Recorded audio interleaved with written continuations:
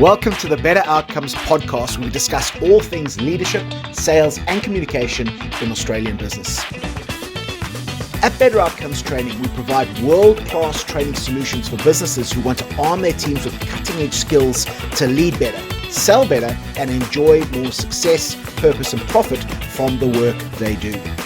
For a full breakdown of all the courses we offer, visit www.better-outcomes.com.au. There's also a link in the description. Now, on to today's podcast. Enjoy. Good afternoon, everyone. Welcome to another episode of the Better Outcomes Training podcast. I'm Craig. I'm your host. Opposite me, as always, the smiling, the laughable, the always excited Paul Harrison. Paulie, how are you today? Absolutely electrifying, cuz another day above ground. It's way better than the alternative, let's just say, yeah? I have to agree. Be very grateful for what we've got. Absolutely. Sometimes. Busy week. Oh, back on the tools, mate. Oh, what a shock to the system. 6 weeks in Bali. 40 days in Bali doing, let's just put it this way. I went from, before I left, I was doing probably 3,500 calories of food, give or take, each day, and about 15,000 steps on average, plus all the other physical stuff I do. Nice. Yeah, it was nice until I went on holiday and I basically went to 15,000 calories a day and 3,000 steps. And those 3,000 steps, if I'm brutally honest, were mostly from the swimming pool to get some food and then back into the pool again. So brutal shock to the system. Not only the weather at Melbourne Airport, wearing a pair of shorts and 6 degrees at 6:30 in the morning. Straight back on the tools for the last 4 days, and the old body's got a bit of a shock. But how's your week been, mate? How was your last week? Yeah, good. I'm still battling with that flu a little bit, but I seem to be at the age, cuz, where the flu's like, I'm not contagious or anything, but it's lingering a little bit, but you kind of get that ache and stuff like that. But I seem to be at the age now where I can go to bed with a certain degree of injury, but I wake up with even more injury. And I don't know how the hell that happens. I don't know if that's just an age thing or what have you, but yeah, it's a rough one, man. It's a rough one, So I've got my neck and my shoulder are spasming up like that. And then I've got like tennis elbow in this side. I don't know how the hell I've done it, because I haven't even lifted any weights in the last 3 weeks. I certainly haven't done any jiu-jitsu. So it's just like, how the hell is this stuff happening? And then the chiro just looked at me like, what's up with this guy?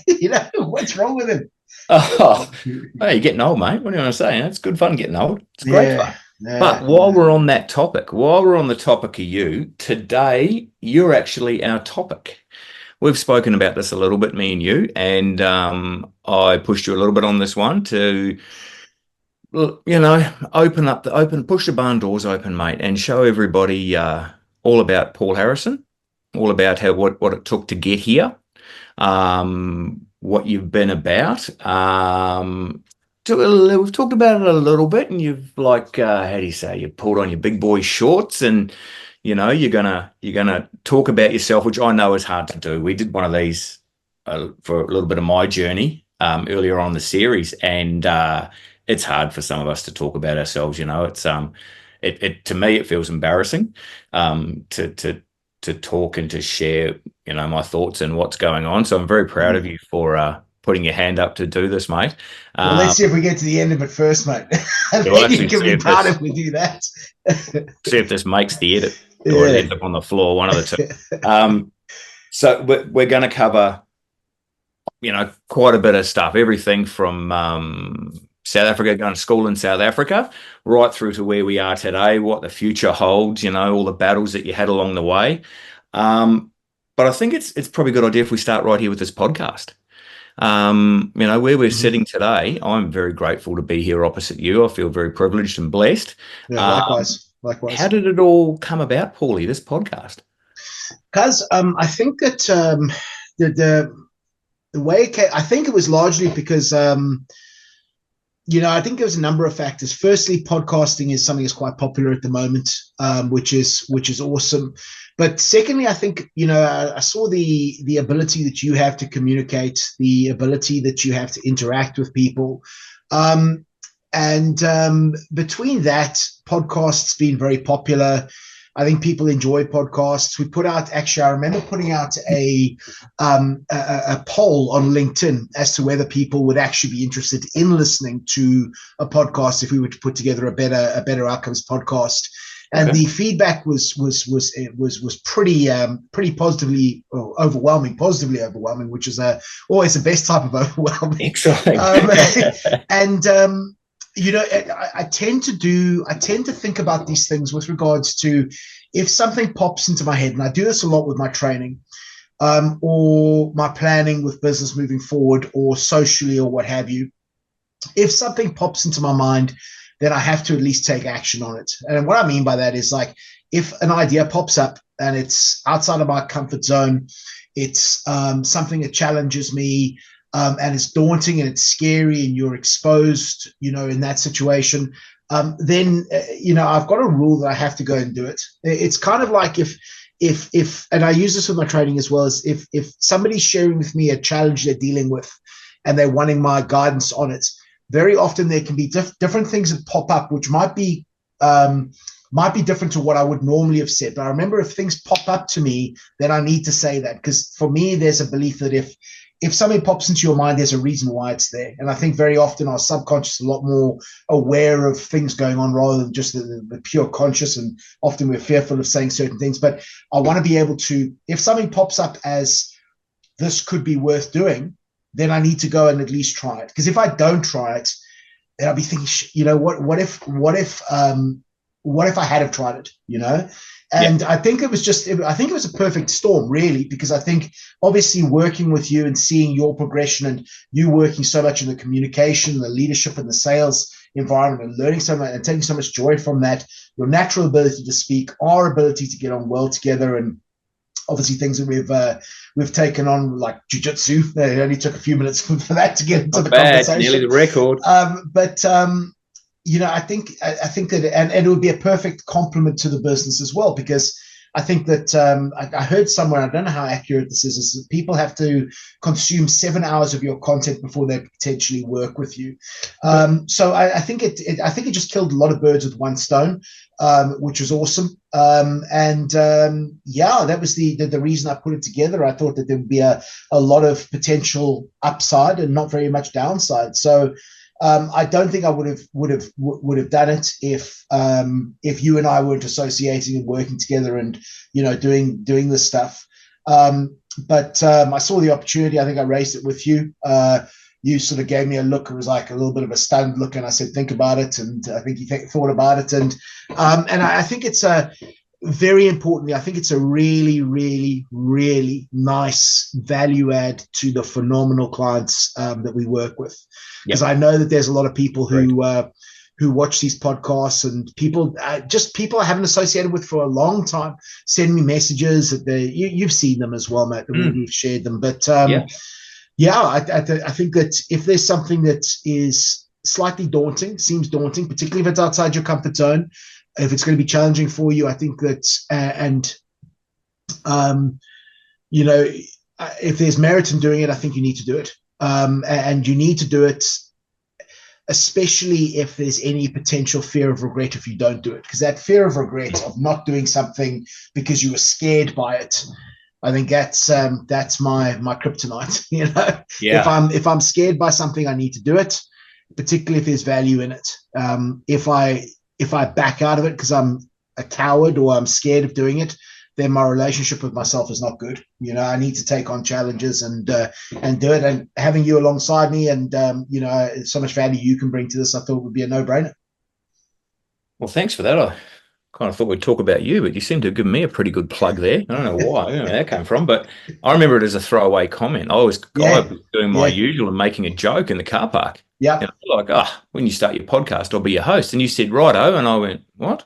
Just instant terror. But I'm like you, and I agree with you. I was at that point in life where I have to take on the things that I don't want to do. When my brain goes, I don't want to do that, that's okay. That's where we're going now. And it's led me to where I am today, and it's opening up massive doors and changing the way I'm thinking and recalibrating everything. So that's all down to you. So Yeah, the podcast has been great. It's been a revelation, I think. So, and just being able to help people, that's kind of one of the reasons why I said yes to it, because I've spent enough time with you to know what you're about and who you are, and I wanted everyone else to have access to that, to be able to share in that, and the knowledge and the wisdom that you've got. So that's why I'm sitting opposite you now. This is perfect for me. Yeah, so that's the purpose and whatnot. So where are we going to go with this podcast? Like, we can't just sit here and talk forever. People aren't going to listen to us forever, are they? Well, it depends how much value we bring to them. I think it's part of the whole Better Outcomes sort of suite of offerings. I mean, we put a lot of content out as far as stuff on LinkedIn. Obviously the training, the face-to-face and virtual workshops that we're providing now in leadership, communications, and sales. That's another offering. Then obviously we have the online sales coaching. So the Sales Success Incubator, which is getting some great traction and getting some, really not just providing training, but actually building better salespeople, which is just inspirational to be a part of. It really is. And I think it's, people like to consume information in different ways. So I think it's a nice complementary sort of free value add to more people. Where do I see it going? I really don't know, mate. I think it's very much it's a regular thing we do.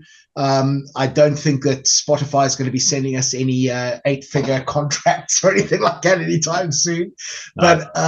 But I don't know if there'll be sponsors or anything like that. We'll see how we go. I think with regards to the podcast, I think it's a nice get to know us, get to see if we can give you some value before you pay us any money. Yep. Just have that stuff out there, hopefully add some value to somebody in a way that maybe they wouldn't have had, previously. But there's no and it sounds terrible to say as somebody who focuses on strategic thinking and problem solving, but I don't think there's any sort of concrete plans with regards to the podcast. Pretty much just keep it going, see how we go, and see what doors open from there. It's always been the way I've worked. Just keep going. What can possibly go wrong with that? As they say, if you plant good seeds, hopefully you can only get good You can only get good things back. So we'll see. We'll put that to the test. That's right. And it's like most things, as long as you start and you've got a rough plan of where you're going, you never know what opportunities lie around the corner. So absolutely, that's the way I'm looking at this. Now, this accent of yours, South African, to wind you back a little bit to, I don't know, school years. We'll go back that far. That's how we met, if those of you don't know. Paul, I've got another good South African mate, big, tall plumber guy by the name of Johan, lovely gentleman. And you went to school together with the younger version of Johan. I'm suggesting, by the way, you're laughing. The stories I've been told, these people, we can't put some of these school stories and old stories of Paul and Johan on air for repercussion, but talk to us about school in South Africa, what that was like, boarding school a lot. Yeah, so in junior school in Somerset West, which is about a half an hour drive outside of Cape Town, and then I went to high school in Cape Town with our good mutual friend, and that was a boarding house hostel type of environment, which was just a completely different sort of way of life from junior school. It was the first, I'll tell you what, man, I don't think I've ever been more terrified than that first night we all got dropped off. It was just like, and seeing, you're 13 years old and you're seeing these big seniors walking past, and these guys are 18 years old and they're hairy and all this. Oh my God. And you're making peace with whatever gods may be. And it was just, I was so grateful. I knew Johan or Fleis at the time. And, he and I were at school there, and, we kind of we stood together a little bit early on, but then kind of found our own groups and stuff like that as well. Hostel and high school was good. It was good because it was a little bit more you can find yourself, and without sounding too sort of out there, it was quite wasn't school of hard knocks, but it was, you could really get a sense of yourself and where you stood in that whole environment, and there was a lot of things that would go on in that environment that a lot of people nowadays would consider negative and bullying and aggressive and all of that. But it was weird because there was a lot of people that experienced it. So it was like, it wasn't sort of too much of a, you weren't be that much sort of singled out for it, but you kind of got a sense of yourself and how to sort of stand up for yourself and how to push back if somebody was trying to test you a little bit. And I think that was a real, I think, really important. It was important for me to be able to learn how to stand up for myself, and there was, ups and downs and what have you, and there was a fair amount of adversity. But I'll tell you this, because I think that the situation was that going through that difference there, and when you're at sort of that age as well, and you're going through sort of adversity and challenges, but the greatest thing was the unifying factors, and how it brought everybody together. So everybody in the hostel, especially in your year, you kind of stuck together a little bit. There was conflictions between guys as well, but being able to stand up for yourself, but also learning who you can rely on and who you can't rely on, I think was absolutely phenomenal. And I remember my mother actually saying to me, growing once, this was a particular situation, and she said to me, one thing that for all your faults and what have you, one thing that you've been able to do is you've been able to find good friends. Yeah. And I think that is, looking at that now, I think that is so important, because looking back, and here's the thing, man, you don't choose where you come from, or you don't choose, where you're born into, or, anything like that, but you do choose who you associate with. You can choose who you associate with, and it's not always easy, and I get that. But being able to choose and to start associating with, we spoke about this a couple of webinars ago, yes. How to actually become that person, that you want to associate with. And you start realizing who you can rely on, who you can't rely on. And I think that is so important, so important, for being able to, as you get older, being able to decide, who are the people you deem to be of good character, who's going to keep their word for you when you need them to keep your word for you. And I think that's a hell of a trait, and it's something I'm deeply, deeply, deeply grateful for, is the ability to I think be able to assess who are the people I want to spend my time with, who are the people I will let close is a big one, big one, because particularly if you ever really need someone, you need people to sort of be there for you. If you could have a lot of downside risk exposure there, particularly growing up in South Africa. I mean, if somebody says they need you, it's like, because everybody's pretty staunch there as well, pretty sort of capable there. But it's like, if it hits the fan and you got your back to the wall, you want to know that people who you give a call to will pick up that call. And I think that's a huge trait. And I think that's why trust is such an important thing now. It really is. For me particularly, if I don't trust somebody, then there will always be a wall there. If I do trust somebody, then I'll open up, absolutely. And it's a big thing. It really is. And I would suggest in boarding school, it would be similar to, like, when you find out what people are really like when you put them under pressure. We put them in very difficult situations, in a pressure type environment, or everyone's under the pump, So being in boarding school would show your true colors, what you are like under pressure, who and it give you a very quick read on people.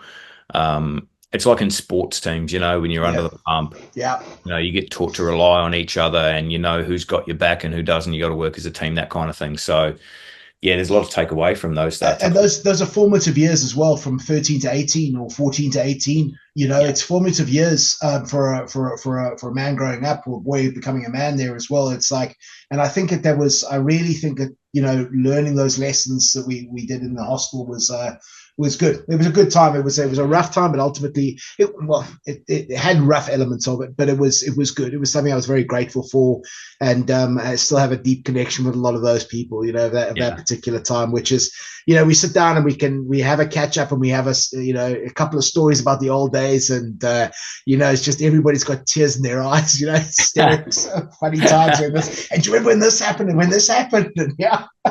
I think some of the best nights that we've had over the last few years have been when all of a sudden those topics come around and you and the big fella kick off. Yeah. And it is something to behold, people. You have to try and sit there and hold your sides in from laughter and don't fall off your chair. And some of the stories are just hilarious.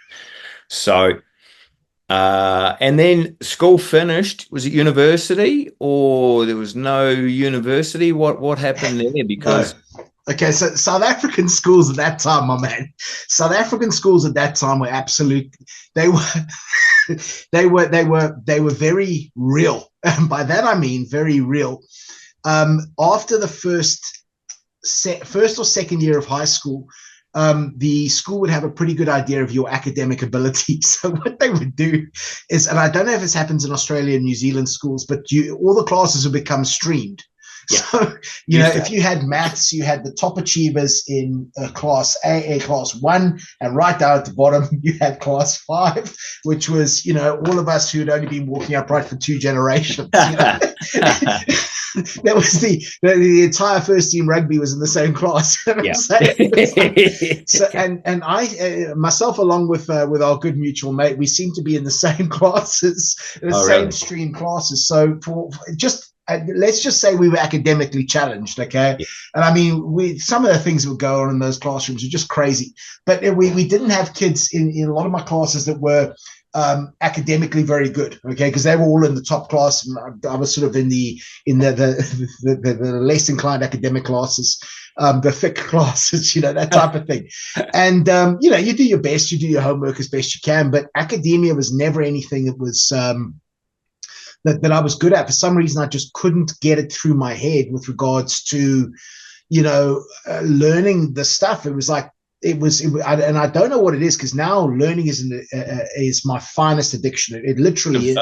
Yeah, it's been a big turnaround there. Yeah, and I don't know whether it was the interest aspect. I think the teachers did the best they could with what they had. I don't know if it was the people I had around me. I don't know.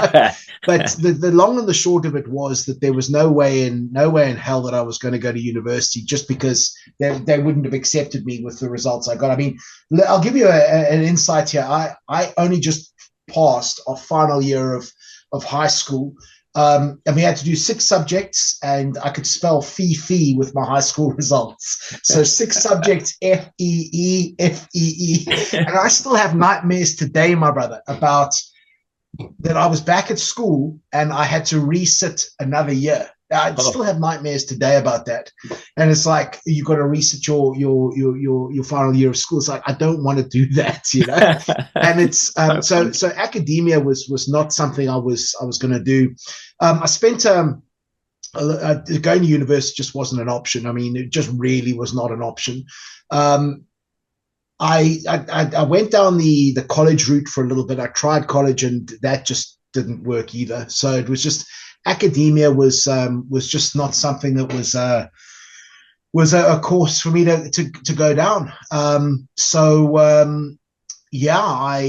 went, there was 2 things I knew how to do, and I actually left South Africa, and 2 things that I knew how to do, which was work in construction sites and work in nightclubs.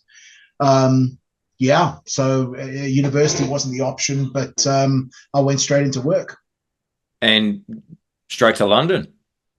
Yes, yeah. So what made the move to London? I know growing up, a lot of the it was like a rite of passage for a lot of Kiwis. You go to university and then on a big overseas experience, which usually meant going to the pubs and the Redback in Acton Town, yeah, and climb into that, go to church on a Sunday, church on a Sunday, yeah. But is it similar coming out of South Africa, or what was the motivation to go that way? Yeah, well, at that time, I think it was a lot of people wanted to get out of South Africa at that time. And for me, being the product of British parents, I had a passport. So there was a few things going on in South Africa as well, and it was, if I'd stayed there, it wasn't going to be a long good time, let's just say. So I left South Africa for the first time when I was 18, and went to the UK, and then came back a little while later again to settle in there permanently. So I left South Africa when I was 18, and then went back for a little bit, but then went back over there. Again, I didn't have any university qualifications or anything like that. Didn't have any professional work experience. So you have to be able to pay bills. You have to find a place to stay. So I went back to the two things I know, which was working construction sites and working nightclubs. To start being able to find a room that I could share with somebody, and was living in a house with. At one stage, it was like in Bounds Green. This is North London, Bounds Green. There was like 26 people in the room in the house, and then there was another place where it was 15, 16 people, but it was all Aussies, Kiwis, South Africans. And the thing was, everybody had the same thing. We were all working. There was some people who were working maybe office jobs. Maybe some people had some office jobs doing data administration, but the vast majority of us were working construction sites or nightclubs. Maybe a few of us working nightclubs. Some of the girls working as au pairs. There was spent some time serving food at Aramark in the bottle of Helvin at the BBC. which was fascinating. You're working there, and but yeah, I mean, the two things I spent a lot of time doing primarily was working. Started off working the construction sites, and then got into the nightclubs as well. So the nightclubs played a significant part of my life, which was a phenomenal part of my life. It was 3 years in South Africa, and then 7 years in the UK. Working those construction sites, but and nightclubs particularly.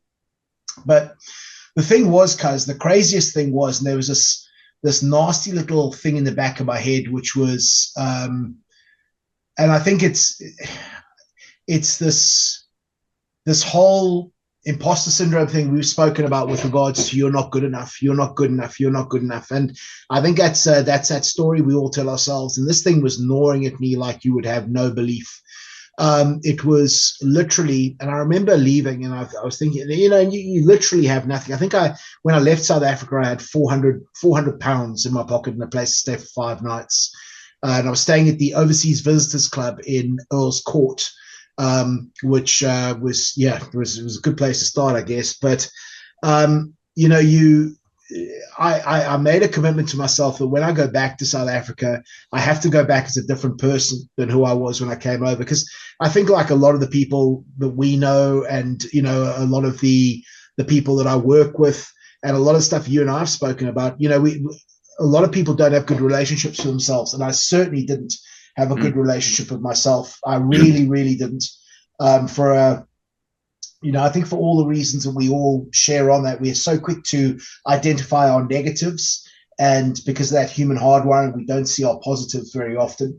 But I wanted to draw a line in the sand. I wanted to say that when I go back to South Africa, be it on a holiday or what have you, I have to be a better person than who I was when I came over.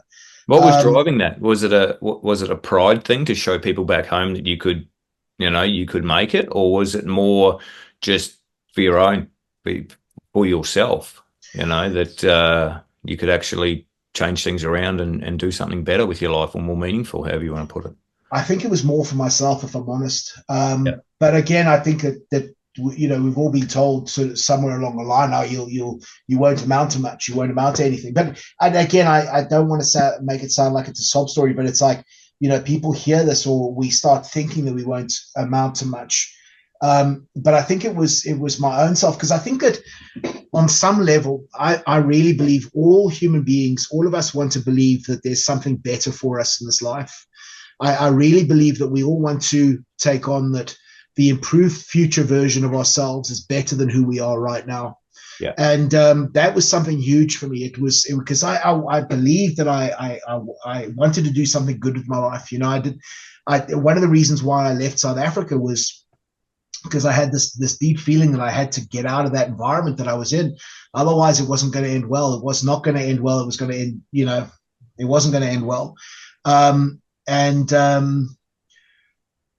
think that's leaving. I think that there's leaving South Africa. There was a lot of anger that I had with regards to, I know I'm not stupid. And I know that I can do stuff, but people say, people say, oh, you can be good at this, you can be good, but you think they're just blowing smoke at you because you're not seeing the results, Right. But I think deep down, I think every single one of us wants to believe that we can do something with our lives. I really think this, and I think that something that terrifies me is living a life of quiet desperation. And I heard somebody say this along the lines of the vast majority of people are living a life of quiet desperation, and what I mean by that is every single one of us wants to believe that we have something of value, that we can contribute. And I think that's where a sense of purpose comes from. But that value is way outside of what people are currently doing.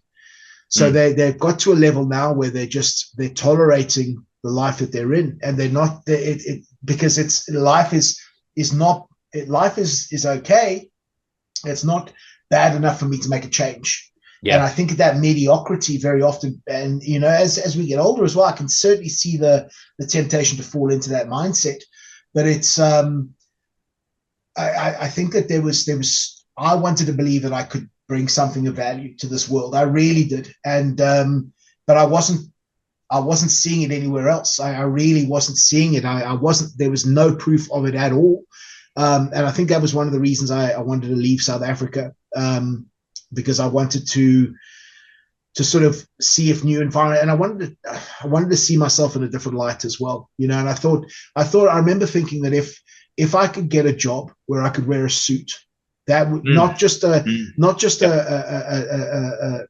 tie, a jacket that was going to get torn on a Friday night at the club, or, wearing my high vis on construction sites or something like that, where I could actually wear a suit, that would mean that I was a different person. I remember thinking that. And that was a goal I wanted to set for myself initially, I think.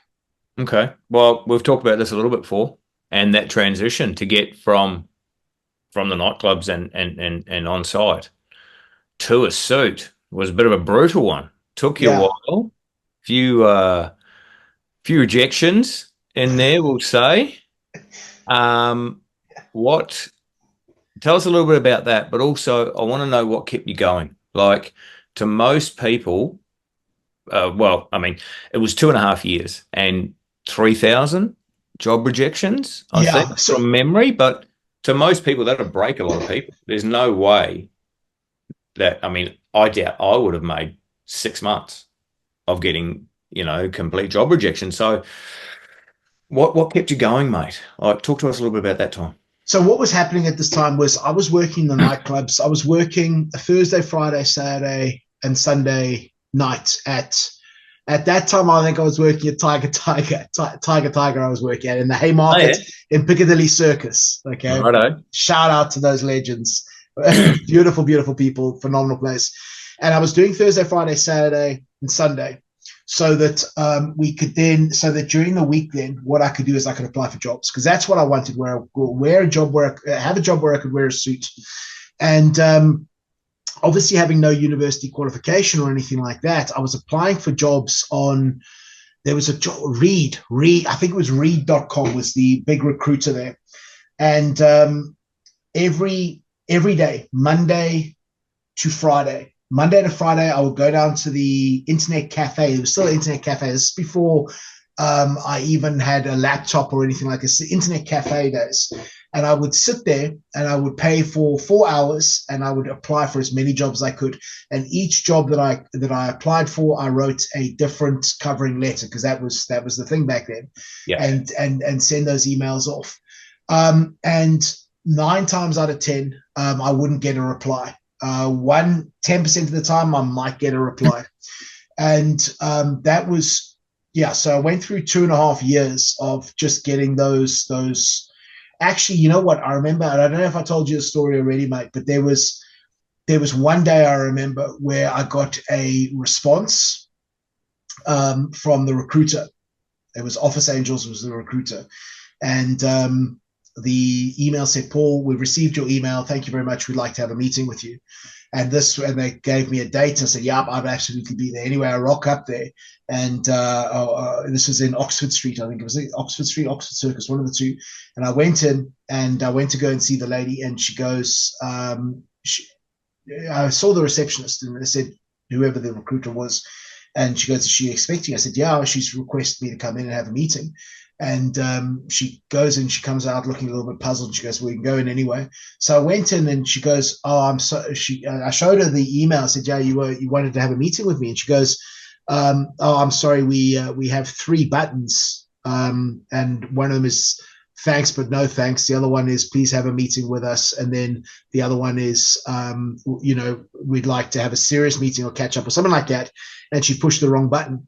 So it was, no. And I remember walking away and just thinking, it's like, man, and this had maybe been a year and a half, 2 years into getting those job applications. And I remember thinking, you know what?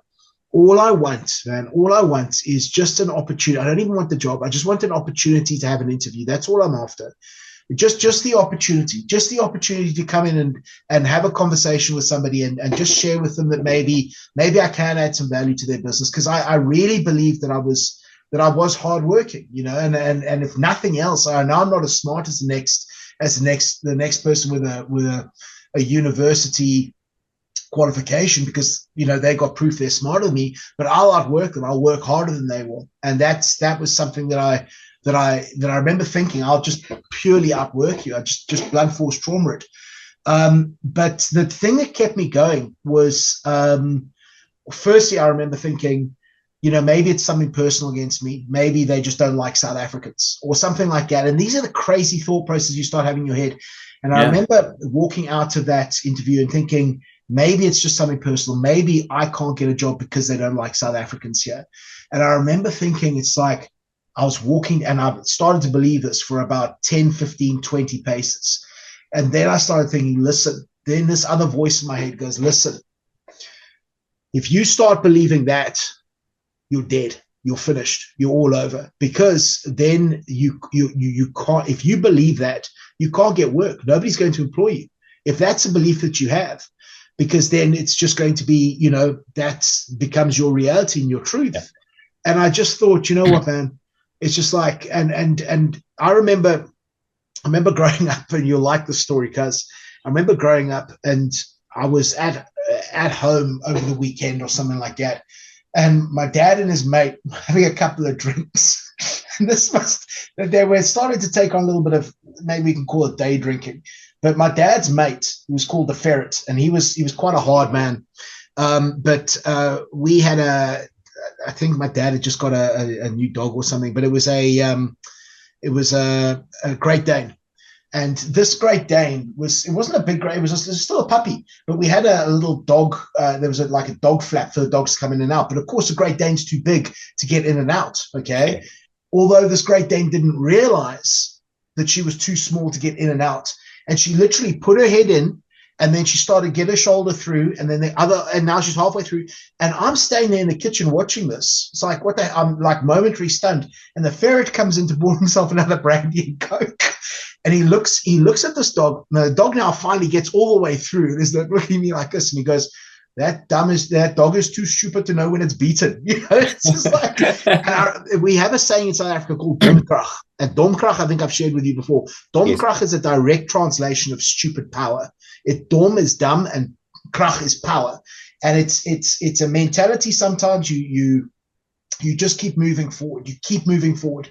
And I think that was a mentality that I was brought up with, which was, well, not so much brought up with, but it was very much in the environment, which is, just keep moving forward and have that domkrag. You don't know when you're beaten. And I kept doing that. I kept applying for the job. Now, looking back on it, I was an idiot for doing it, because if something's not working, the definition of insanity is doing the same thing, expecting a different outcome. Over and over again. I was applying for jobs where somebody's going to give me a job and a resume, a salary and stuff like that, when I got no qualifications. I got no London experience, as they put it down to. And then what happened was I met this phenomenal recruiter, and she goes to me, Paul, listen. And she was crazy. She was absolutely so cool. She was crazy. But she goes, have you ever thought of temping? So what's temping? And she said, we'll just go and work in and cover some people for some work. I said, no. And she goes, well, I don't think we're going to get you a job full time because of because you don't have qualifications. But maybe we can get you a job temping. I said, fine, cool. And then she got me a job working for a financial broker in the square mile of London. And she got me a job as a filing boy there for 2 weeks. For 2 weeks while somebody else was away. And I still remember it, man. That was the first day that I got. I think she let me know on the Thursday. I was due to start on the Monday. So that Friday, I went out and bought a suit. It was a polyester suit. It was a polyester suit. But yes, I was so proud. Actually, it was 2 suits. I bought 2 suits because I had to wear a suit every day. So I bought 2 suits. I'd been saving up the money from the clubs, and I bought 2 suits and some proper shoes, and a shirt and a tie as well. And I started doing some work with the brokerages and found some success there. Found a niche, particularly from a business development point of view, and brokering deals into the London markets. And 2 weeks then became 9 years in the financial markets, which was phenomenal. It was great. It was really, really, really good. And I found a nice little niche for myself and started developing a little bit of a reputation for being able to generate new business, which in that sector is very big ticket, and business doesn't move around a lot. So if you can move business, you become pretty valuable there, which was really finding some fantastic footing there, you know? I do. Is that, while you're on that, is that where they had you going out and finding new business and for lack of a better word, stealing clients and creating new business of other, is that what started the entrepreneurial spirit in you, do you think? Is that what started the drive to work for yourself when you realized you could do that? Because not a lot of people can do that. Let's be honest. Not a lot of people can go out, and must have been like cold calling, I would suggest, go and find new business and get it. So is that what spurred this entrepreneur on, or was there something else there? No, that story comes on a little bit later, actually. But to be honest with you, guys, I never, and when we're talking about brokering these deals, this is all business to business. This is not sort of business to consumer. It's big profile firms that you're working with. But all I wanted to do was be the youngest associate director in the square mile of London, which is the financial services area there. That was my goal. And I remember that finding this niche of generating this new business, I got headhunted by another firm that was starting up a division that were going into that particular area, which was a £250 million premium market, which was it was a big market, very, very big market.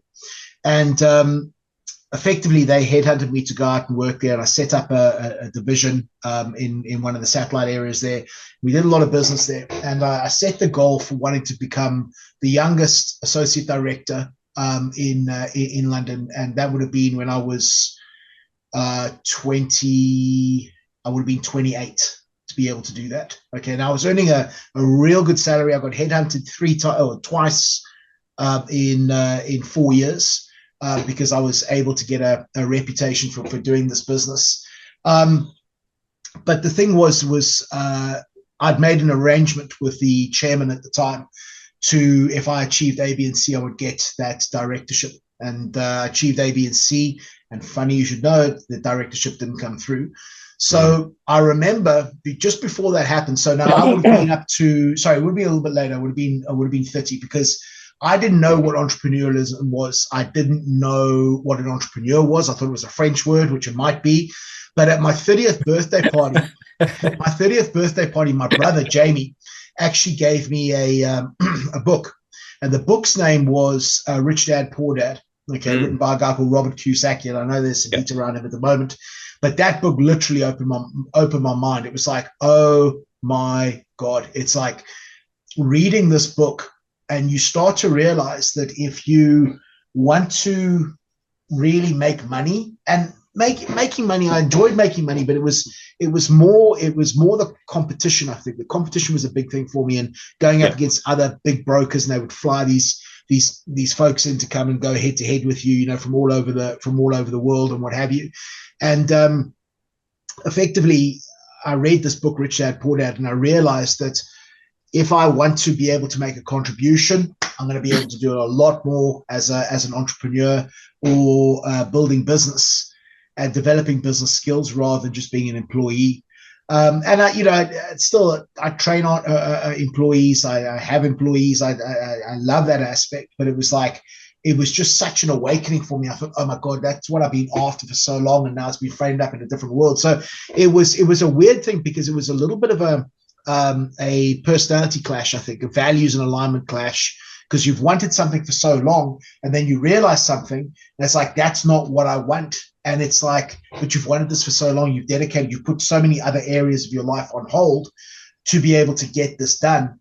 You know, now you need to be taking a whole other direction. It's just like, Jesus. So that was a bit of a conflict, but yeah, that was effectively, reading that book was where the entrepreneurial world came in from, and the investing world as well. Sounds like there was a bit of law of sunken costs going on there as well. All the work you did to get to a certain point, and then you realize, oh, maybe I'm not sure if I wanted that after all. Maybe I want this instead. So yeah, bit of an awakening there. That sunken cost bias, absolutely. Here's. I think you're right. I think you're right with that. And you can often see it when people have got such a strong belief in something, in one thing, but then they get information that comes in to the contrary of what they believe. And very often that confirmation bias or cognitive dissonance can make them dispel that, which is interesting. And I don't think it was necessarily, I was thinking sunken cost bias, because I think all the skill sets, I knew they would be translatable into different areas. But it was more around the aspect of sitting and thinking with us. And once you've seen something, you can't unsee it, particularly if it's going to be important to your life or what have you. And I think just over time, that thought process just dwelled and dwelled and dwelled. It's like, okay, I need to make some changes here. I need to make some changes. So I don't think it was so much a sunken cost. I think maybe initially there might have been a knee-jerk reaction, and my life is, if I'm going to be overly dramatic, my life has been a lie up to this stage or what have you. But it was certainly over time. I'm starting to think, okay, well, maybe I'm young enough that I can make a change here. I'm not sort of supporting a family or anything like that. So, yeah. And then off the back of that, you decide to do it again, pick up, come to Australia. Now, contrary to popular belief, it wasn't to meet me. I know that rumor's been going around. I know the bloke who started it. Okay, so we'll dispel that one right here. It takes a lot of courage to pick up and leave a country, leave everything you know, and go across the other side of the world. It's hard times. You've done it twice. So what spurned the move to Australia? Why come out here? Blue ocean theory? Come and tear us apart? Get out of the red ocean and come into the blue one? No, well, there's a little bit of a story that goes along with that. So what I did was, I left the city, and I started. I'd spent some time getting to learn to trade the financial markets, and then I went to go and work with a business who was training people to trade the financial markets as well, and spent a good few years working with them and training people across Europe. So life was going pretty well then. And what happened was I actually reconnected with a junior school sweetheart of mine, and we were on holiday at the same time in the same place where we both came from, which was quite an eye opener. And she said to me, would you be interested in coming to Australia? And I'd always got on well with Aussies, and I'm one of these people that if I'm scared by something, then I've got to do it. If I'm scared by something and there's potential benefit, I would way rather be in a situation, if something doesn't work out, it's like, okay, well, at least I tried it, rather than getting to the end of my days and saying, if only I'd been less of a coward and actually gone and done that, So I came over here to be with her, but it turned out that 8 weeks of holiday time together doesn't make up for 22 years of no contact. So that didn't last that long. So, but the thing was because I'd started doing some work in the corporate training world here, we'd actually got some very, very, very good results with some of the businesses I was working with. So there was some registered training organizations that I was working with here, and I'd worked with a number of their clients, and we got some really, really good results as far as the communications, the sales, and leadership training that we were doing. So one of the businesses said to me, listen, this is the situation. I understand you're not here on the relationship visa anymore. So, we'll sponsor you to stay. So they sponsored me. And then what happened was effectively the government laws changed with regards to who they would bring on with permanent residency or provide permanent residency and citizenship to. And that fell into the adult education sector, which was exactly where I was at the time. So it was something that was, it was a rough go, obviously, but doors open. I think sometimes doors open, and that was really what said to me, okay, stay, and I can add a lot more value to this Australian market, which was where I was taking on a general manager role and doing a lot of the training as well with this RTO, and that was pretty much how I ended up staying in Australia. Very good. You jumped a little bit there on me, though. Like, I understand. Well, actually, I don't understand, because I know that it also took you a while to break into the market or the industry here. Yeah. When you got here. Again, tough times. It's very similar to, talk us, first of all, let's go back to moving here from the UK. Like, you've got everything set over there, and you're coming here basically into unknown. I've done it. I did it when I was 19. I did it accidentally, like with most things in my life. I just decided go and do it. And you spoke before about what I would suggest is like the regret of not doing it. Not doing something difficult. Yeah, that's a big thing to halfway around the world twice to change everything up. Like, it's big commitments there. Like, whoa, you got to be a strong person to do that. It's talk us through that one a little bit, the second move especially. Yeah, the second move was rough because I suppose they are what you make them, but I think that one of the biggest challenges and probably the biggest misconception I had, and I fell flat into this, and it wasn't an easy situation, and it was a situation I think that cost me a lot, a mistake that I think cost me a lot, which was that I assumed that having a reputation in Europe would have translated into having a reputation here and being able to pick up work like that in whatever I was doing. And that turned out not to be the case. And it was like literally, because I'd been working with, some pretty high profile companies in the UK, particularly in the corporate training world as well. So I was doing that during the week and weekends. I was working, throughout Europe and training people there in different European cities. And it all looked pretty flash, and it was nice to do. But, I come here and literally try to get work. I had some consulting work that I had and online businesses and things like that. But effectively what happened was I thought that these training companies here were just going to pick me up straight away. And, I had no problem picking up the phone and making cold calls. And because I didn't have any connections here, and this is the big thing which blew my mind. And in hindsight, it shouldn't have blown my mind. But in Australia, it's about who you know. It really is. And that was such a big thing. But I literally cold called as many different companies as I could find. Cold called, literally picked up the phone and cold called them and said, listen, I've got this, I've got that, I've got this experience. Are you looking for any facilitators or trainers or anything like that?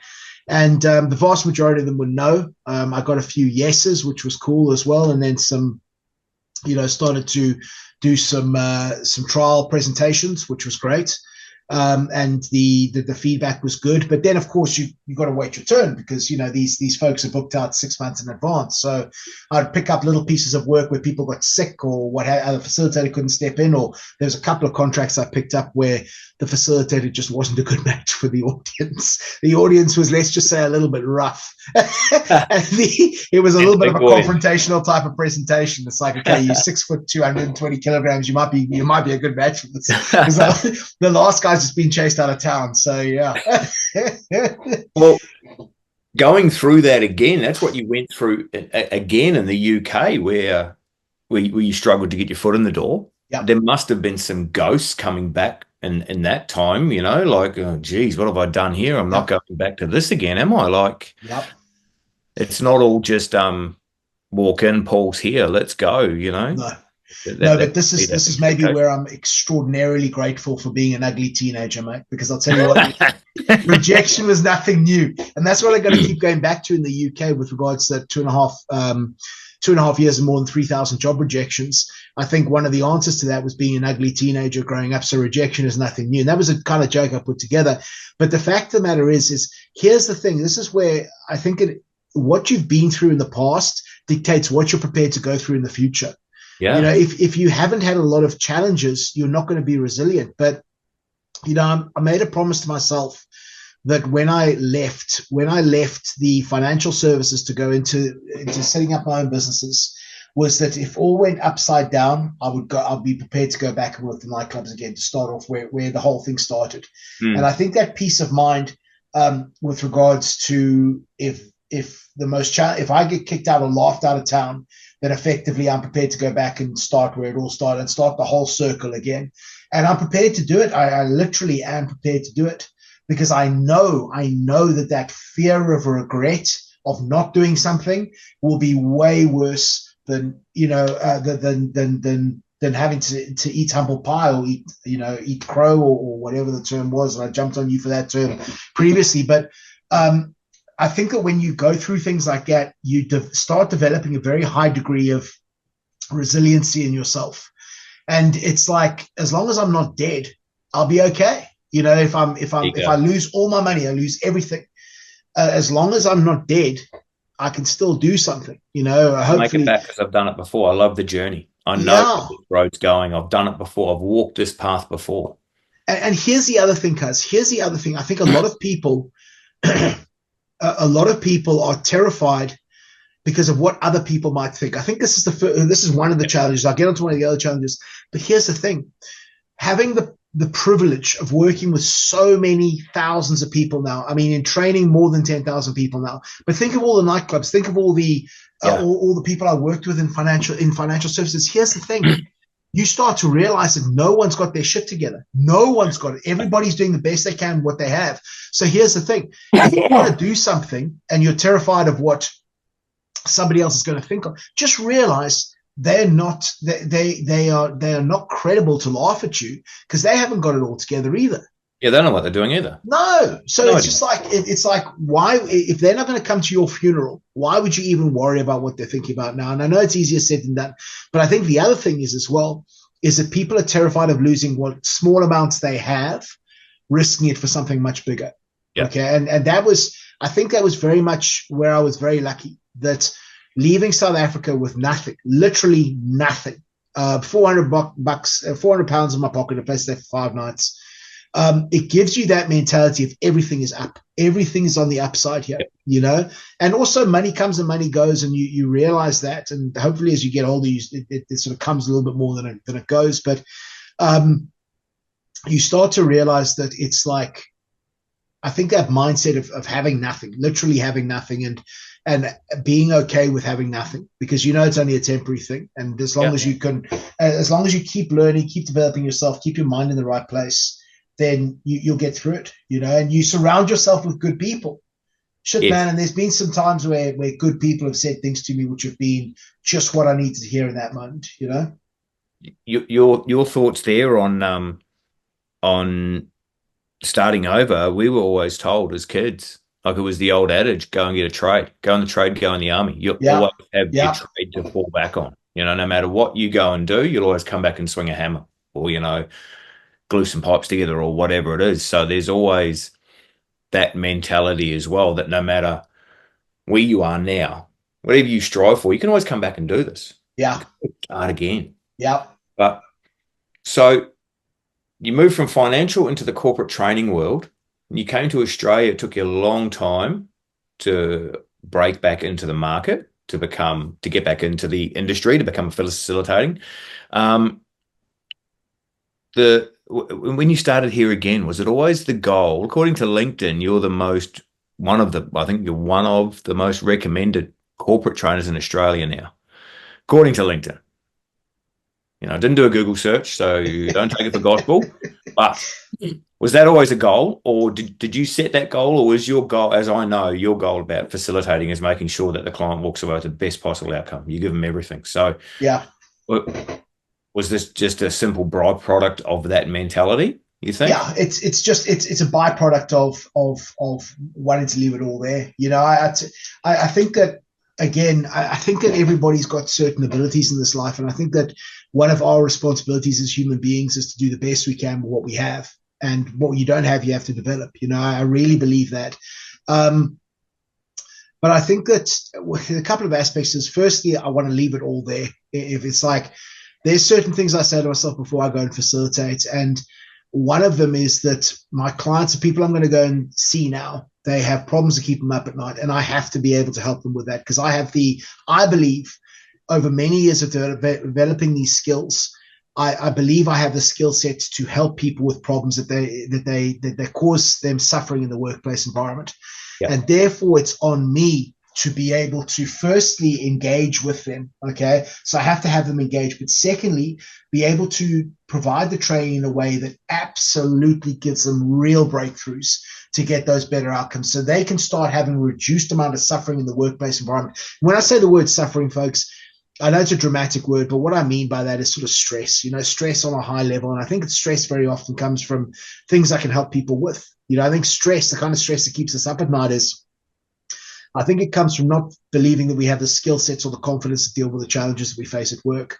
And those are two things I focus on a hell of a lot, which is the skill sets and the confidence for people in the workplace environment. I mean, there's even a term we use, which is professional self-esteem. How you feel about yourself in the workplace environment and the value you bring.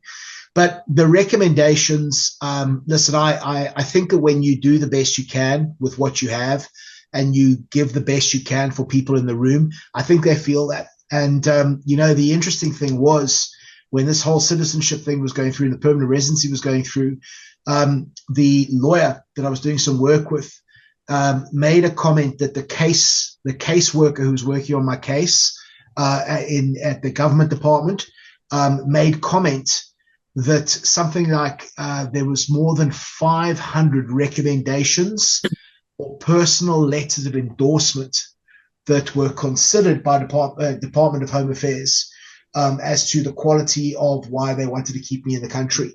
So it was like more than 500 recommendations on LinkedIn and personalized letters that my clients had written to support my application for permanent residency and then citizenship, which is, I think you can, it's something I'm eternally grateful for. I really, really am. But again, I don't think that people would write that type of stuff for you if you didn't give them everything you had. And listen, I'm no angel. We're all a baddie in somebody else's story. But I think if you genuinely give of yourself to try and make somebody else's life better, without the fear of being taken advantage of, I think that's I think good things come back. It's like we said earlier, you plant good seeds, you can only get good seeds, or people might use the term karma. I don't know if there's a mystic force out there, but I think genuinely, if you do the right thing as much as you possibly can for other people, then I think it's somewhere along the line it comes back. And I've never been happier doing work that I'm doing right now. I really have never been happier. It would have been just to let you know, it would have been 502 letters of recommendation, but mine and Johan's got rejected because they're in crayon. But well, let's just say I'm appealing to all target audiences then. Johan's was half filled out because he ate his partway through, so there was nothing we could do. We tried, buddy. The stress that you talk about with people have in workplace, with stuff that that's keeping them up at night. I'm Yeah. a big believer that stress comes a lot from unmade decisions and stuff Yes. that bears on you. So that's Yep. going to be a constant. Yep. That stress that you've got in the workplace, as you know, your professional self-esteem. If you don't feel up to the task, that stress is going to stay with you until you address those problems. Absolutely. It's going to be a constant. So it's got to be something that at some point in time you have to face, and you have to think, right, well, this is weighing on me now, and it's been weighing on me for a long time. Let's do something about it. Yeah, 100%. So that's where I think that's where your biggest value is providing. I've watched you give people aha moments where they just stop and like they've got their hands on their head, their mouths are open, because you've just given them that information that's contrary to their beliefs that they've been tracking along with, and it just opens, it's like shining a light on. Yeah, it's so beautiful to see that when that happens, that aha moment, that moment of breakthrough. It's like, it's such a blessing to be in the room when you see that type of thing happening. It really is. And absolutely, that's what I'm trying to figure out the whole time. It's like, what's the key to unlock this person here? Yep. What is the key? And because you have to be able to do that. If somebody's sitting there with a defensive mindset, a closed mind, it's going to be very difficult to be able to support them to get those better outcomes, Yeah. So that's what brought better outcomes around. You keep name dropping better outcomes. We might as well talk about it. Better outcomes. I don't even do it intentionally, mate. Honestly. It's going great guns now. From where it started, from the idea, where you've come from, I've watched you battle with it. I've helped you with it. Still trying to help you with it. I have nothing but good goals, and the main reason that I wanted to be involved with it is because I see the help that you give to people, the results you get. It's heartwarming, and that's something that has grown in me, and I'm hoping to continue moving into that area. Now, you mentioned earlier the sales success incubator that's up and running now, that you've got up and running. That's been a bit of a tough time getting that up and going, getting through all the different variations of it to where it is now. So what's on the horizon? What keeps you motivated, mate? What gets you out of bed in the morning and keeps you driving? Because, everyone wants to know what's coming up. Listen, I think it's the individuals I'm working with. So it's like, what keeps me fired up is, I deliver the same content again and again and again, but I think that no two deliveries can ever be the same because people are so different, always in the room. Even if you give me a room full of engineers or a room full of general managers or a room full of, whatever, they're still individuals. So I've got to be figuring them out. I've got to be figuring out as best I can. Doesn't mean I always get it right, but I've got to be trying my best to figure out what's going on with each person here. Because if I can figure that person out, like figure out what's going to keep them engaged and allow me to create breakthroughs, that's where I can really serve this person. And this weekend, literally to give you some context here, this weekend I've been through 2.5 audio books on sales and leadership. This weekend, just looking for one thing. If I can take one thing, one thing brand new or the same thing I've heard but framed in a different way, that's going to help me get through to that person I wasn't able to get through to last time. But what my goal is always is to try and give people game-changing and hopefully life-changing. Life-changing might sound real arrogant and pompous and South African, but to give them something that's going to be a complete game-changer for them, because it would break my heart if a client is just going through the process. Literally, they're there for the day of training. They're just going through the motions. It's like, listen, your time is valuable. That's the only thing we don't get back. And I want to make sure we get something of value here. So the reason that I love what I do is I think it really embraces 4 things that I'm very lucky with, which is my 4 greatest addictions, I think, come together in this situation. Firstly is the love of doing business. Okay, I love doing business. Second one is the love of learning about business. Third thing is the love of teaching, particularly about business. And the fourth is seeing clients get better outcomes, seeing them getting those results, hearing from them in 6 months where it's like, I've got this promotion, it's worked out, we've got this, we've got that, we've got the outcome. It's if we look at human beings as rewards-based creatures. That's where I get that hit of dopamine or serotonin or whatever it is.